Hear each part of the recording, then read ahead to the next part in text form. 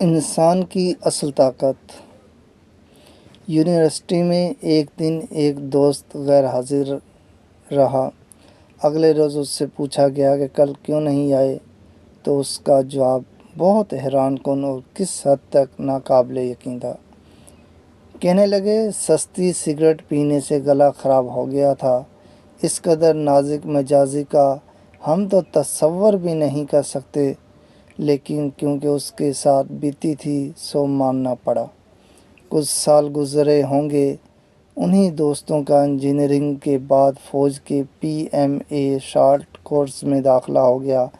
کوئی 4 ماہ کے بعد چھٹی ملی اور گھر والوں سے ملنے آئے تو ہم بہت سے سابق ہم جماعت بھی پہنچ گئے ملنے۔ کہنے لگے ایک سینئر نے سحری کے وقت 3 بجے بلا لیا۔ میں گیا تو حکم ملا پانی کی بالٹی بھر کر لاؤ۔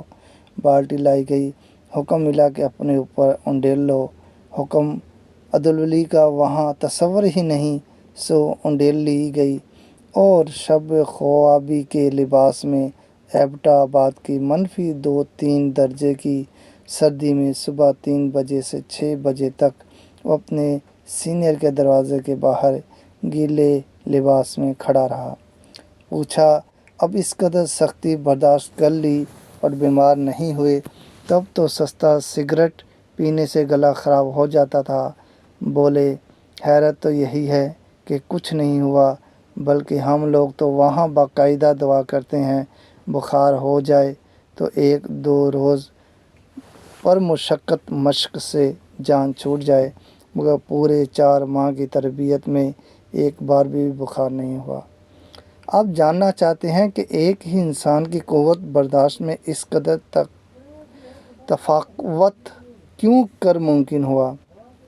اصل میں اللہ کریم نے انسان کو بہت ہی مضبوط بنایا ہے، بے پناہ صلاحیتیں عطا کر رکھی ہیں، مگر ہم جب خود کو ذہنی طور پر کمزور سمجھنا شروع کر دیتے ہیں تو جسم تو ذہن کے تابع ہے، وہ اسی طرح کمزوری محسوس کرنا شروع کر دیتا ہے۔ اپنے ارد گرد دیکھیں، سڑکوں گلیوں میں نامناسب لباس میں ننگے پاؤں کھیلتے بچے کبھی کم ہی بیمار پڑتے ہیں، جبکہ 10 کپڑوں میں لپٹے ہیٹر کے سامنے بیٹھے بچوں کو ٹھنڈ لگ جاتی ہے۔ وجہ صرف یہی ہے، ہم بہت زبردست مخلوق ہیں، لیکن جب ہم اپنی صلاحیتوں کا درست ادراک نہیں کرتے اور ذہنی طور پر خود کو کمزور سمجھنا شروع کر دیتے ہیں تو ہمارا جسم ہمیں کمزور بن کر دکھا دیتا ہے، ورنہ حقیقت میں ہمارے اندر بہت سی طاقتیں ضائع ہو رہی ہیں۔ آپ بھی بہادر ہیں، آپ کے اندر بھی بے پناہ صلاحیتیں موجود ہیں، آپ جو چاہیں کر سکتے ہیں، ہر طرح کے حالات سے لڑ سکتے ہیں، بس ہمت کریں، کچھ بھی نہیں بگڑا، اٹھیں، اپنی دنیا پر حکومت کریں، ایک زبردست مستقبل آپ کا منتظر ہے۔